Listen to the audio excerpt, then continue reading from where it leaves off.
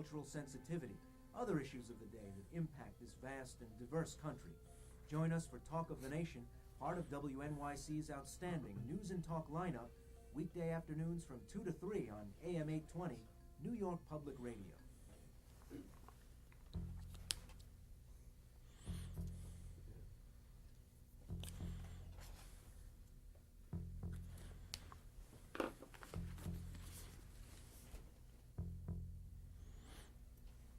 My guest on New York and Company is Thomas J. Moore, who was a prize-winning investigative reporter for the Knight Ridder chain of newspapers and the Chicago Sun-Times.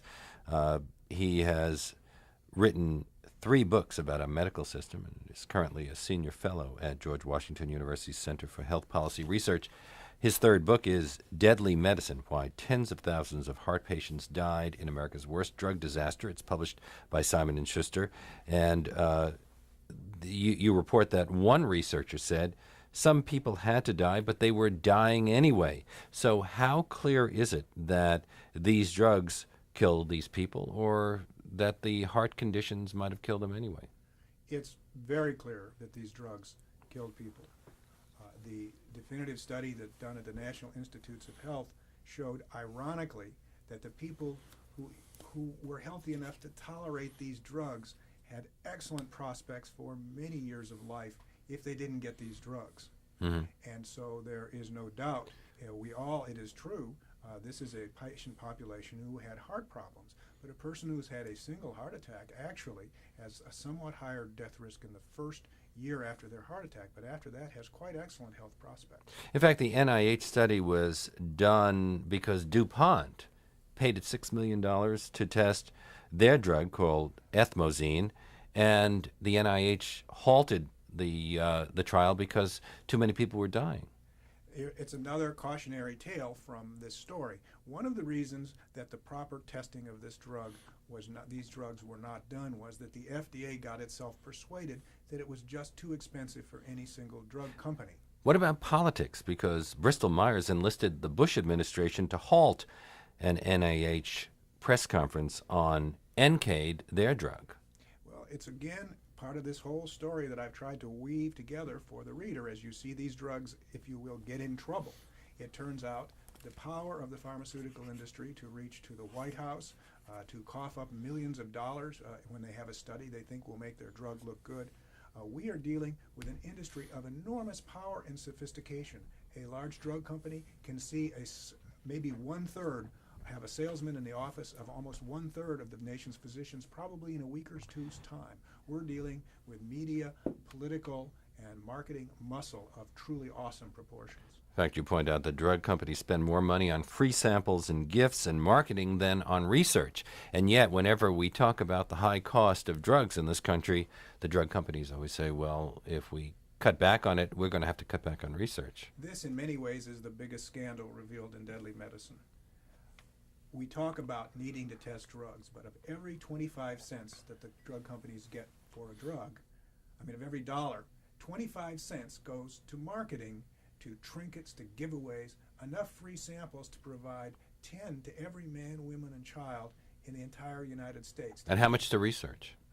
Under 20 cents, about 19 cents.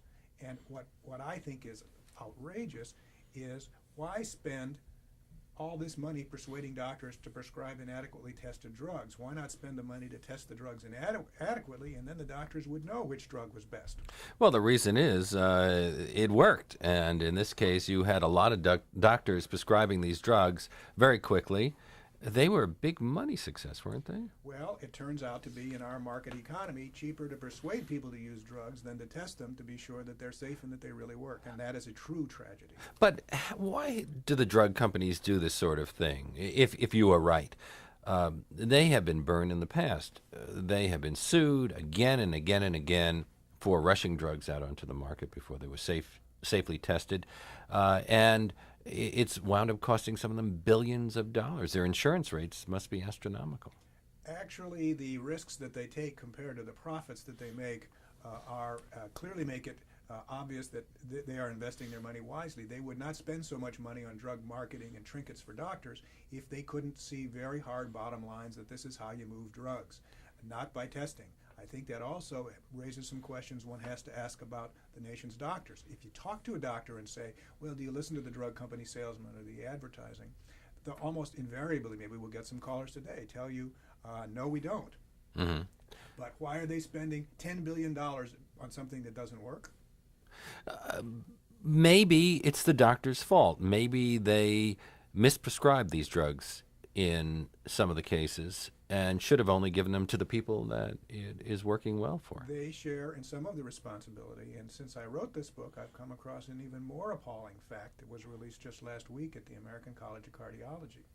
Despite now 138 medical studies that show using this family of drugs for people with mild rhythm disturbances and no symptoms is dangerous and literally only effect is to kill people, nearly 1/3 of America's doctors continue to prescribe this family of drugs despite FDA warnings on the label. No. Now that's something wrong with our system. Well, the FDA says we should only prescribe it in limited situations. For arrhythmias that are life-threatening, not for people with no symptoms. But if you ask the FDA, what about the inappropriate use of this drugs, they will shrug their shoulders and say it's not our job.